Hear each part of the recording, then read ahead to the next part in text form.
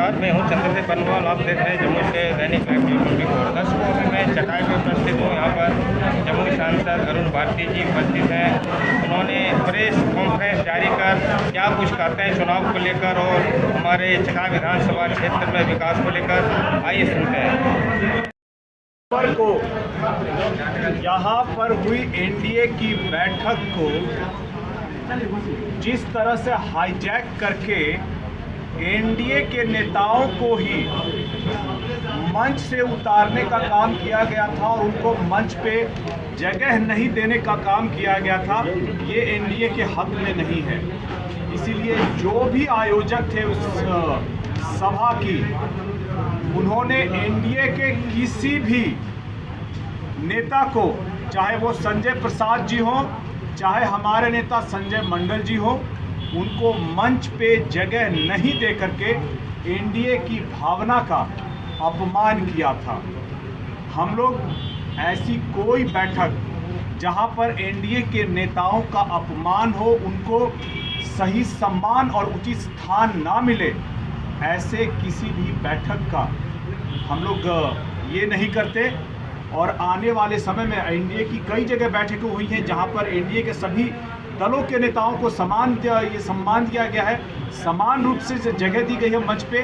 लेकिन यहाँ पर पटिया में जो हुई थी, जहाँ पर एनडीए के नेताओं को ही एनडीए के कार्यकर्ताओं के बैठक से बाहर रख करके उसको हाईजैक करने का प्रयास हुआ था, ये सरासर गलत है। और हम लोग लोक जनशक्ति पार्टी रामविलास के हमारे नेता यहाँ पर पिछली बार चुनाव लड़ चुके हैं, संजय मंडल जी, उनका भी मंच पे स्थान नहीं दिया गया था। हम लोग इस बात के खिलाफ हैं। और भाषण नहीं हो रहा है, प्रेस वार्ता। मेरा मानना है कि आने वाले समय में अगर चकाई का विकास करना है तो उसके लिए एनडीए का ही कोई उम्मीदवार चकाई विधानसभा से चुनाव लड़े। और ऐसे में अब मुझे नहीं पता ये गठबंधन में सीट किस दल के पास जाएगी, लेकिन आप याद कीजिए कि 2020 में जब हमारे नेता ने यह तय किया था कि हम एनडीए गठबंधन से अलग होकर चुनाव लड़ेंगे, तो वो किसी गठबंधन में नहीं गए। उन्होंने अकेले लड़कर के अपने सारे कार्यकर्ता, जिनकी भावना थी कि कभी न कभी चुनाव लड़ करके जनप्रतिनिधि बन करके वो अपने क्षेत्र की जनता, विधानसभा क्षेत्र की जनता और अपने पार्टी की सेवा कर सके, वही भावना आज एनडीए में रहते हुए भी हमारे कार्यकर्ताओं की है। और हमारे कार्यकर्ताओं की इस भावनाओं को संभावनाओं में बदलना बिहार प्रभारी के तौर पे ये मेरा दायित्व है। तो क्या आगे जो संगठन में शीर्ष नेतृत्व को इस जो समस्या यहाँ उत्पन्न हुई उससे आप अवगत कराएंगे आप क्या? यहाँ पर जो बैठक हुई थी उसकी जिस तरह से हाईजैक करने का प्रयास किया गया था, इस बात की रिपोर्ट आगे अपने शीर्ष नेतृत्व को दे दी जाएगी।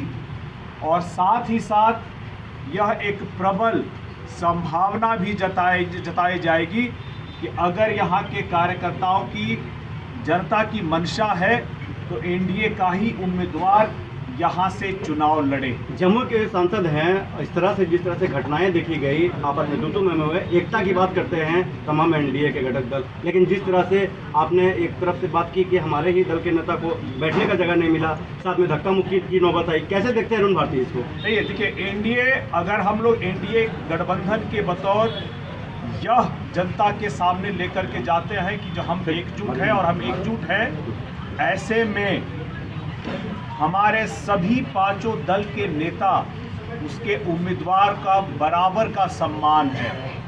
और ऐसी कोई घटना होती है जहां इस एकता को ठेस पहुंचती है, ऐसी सारी घटनाओं का विरोध होना चाहिए। सर, लगातार देखा जा रहा है कि कल या परसों देखे समस्तीपुर में भी एनडीए कार्यकर्ता सम्मेलन जो हुआ है, उसमें आपके पार्टी के सांसद की बेटी और जदयू विधायक के बीच में भी नोकझोंक देखा गया, इसके लिए क्या कहेंगे?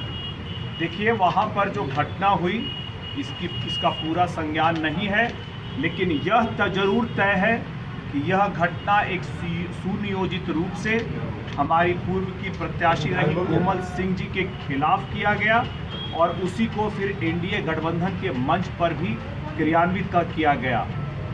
कोमल सिंह जी वहां से एक प्रबल दावेदार हैं गायघाट की सीट की, और आने वाले समय में अगर वह सीट एनडीए में लोक जनशक्ति पार्टी रामविलास के पास आती है तो वहां पर हमारी पार्टी मजबूती से अपनी दावेदारी और उम्मीदवारी दोनों रखेगी। विकास सिकंदरा विधानसभा सीट पर दावेदारी के बाद जीतन राम मांझी बोले थे किसी की जीती हुई सीट पर दावेदारी करना, इतनी भी तो लाज रहनी चाहिए। देखिए, गठबंधन में 2025 के बिहार विधानसभा चुनाव में कौन किस सीट से चुनाव लड़ेगा, यह बात अभी तक तय नहीं हुई है।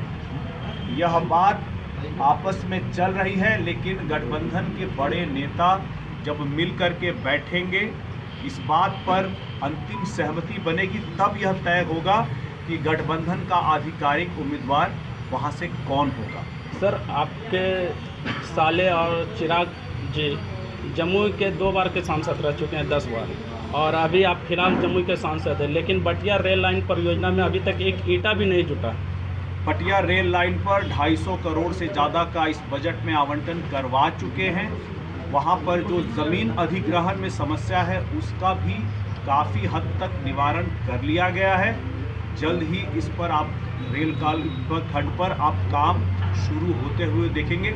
सबसे बड़ी जो समस्या थी इस पर आर्थिक आवंटन करवा लेना, वो हम लोग करवा चुके हैं केंद्र सरकार से, पैसा पड़ा हुआ है।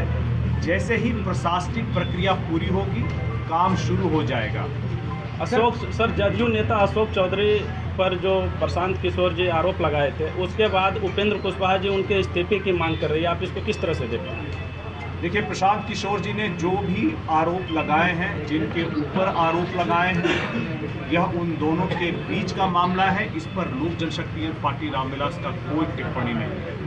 स्थानीय निर्दलीय से लड़ने वाले हैं चंदन सिंह, आपके सभा में भी आज मौजूद हैं, क्या कहेंगे उनको लेकर? काफ़ी ऐतिहासिक भीड़ लगाए थे पूरे चकाई में। देखिए, मैं यहाँ पर जब बात करूँगा तो मैं अपनी पार्टी, अपने कार्यकर्ता, अपने नेताओं की बात करूँगा।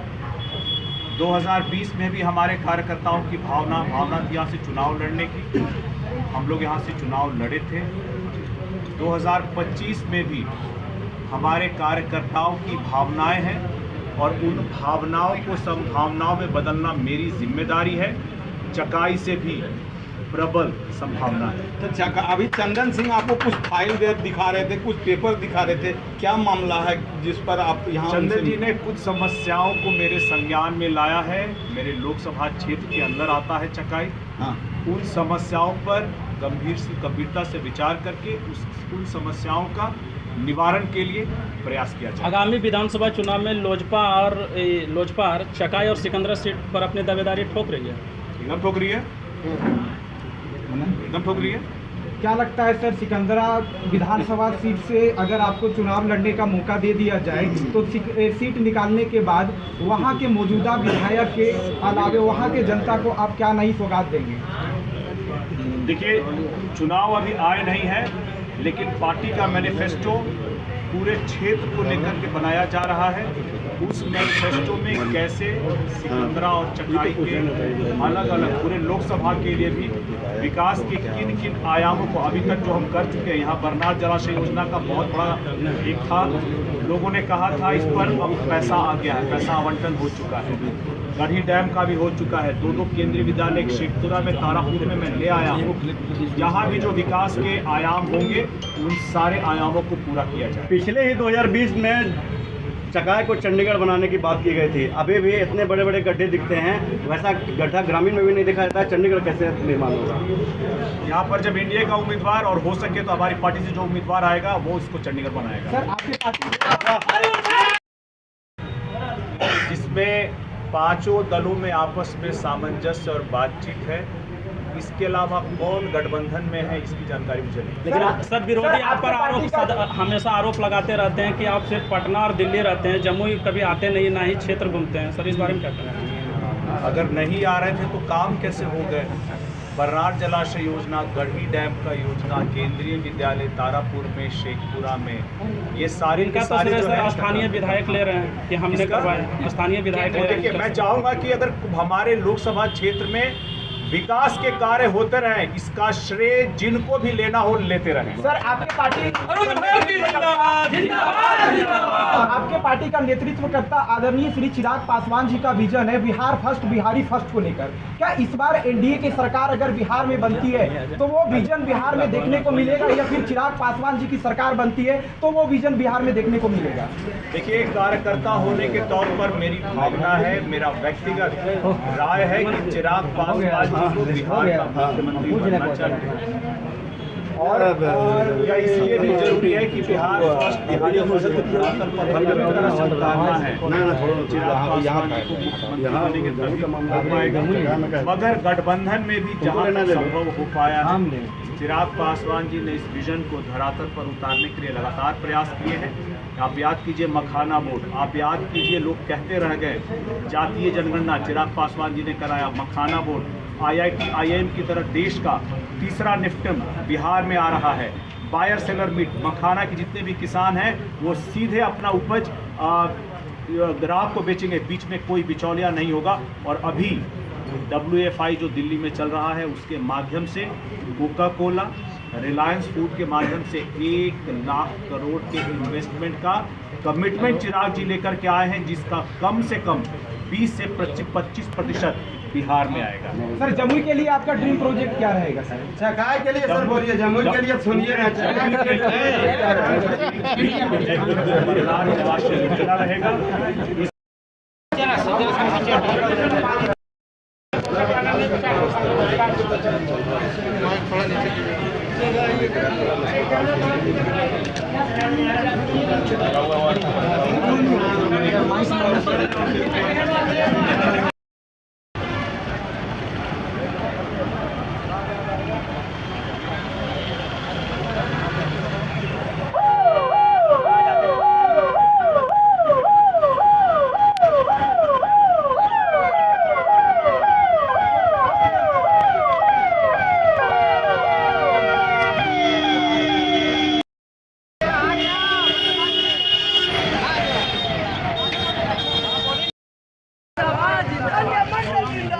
जिंदाबाद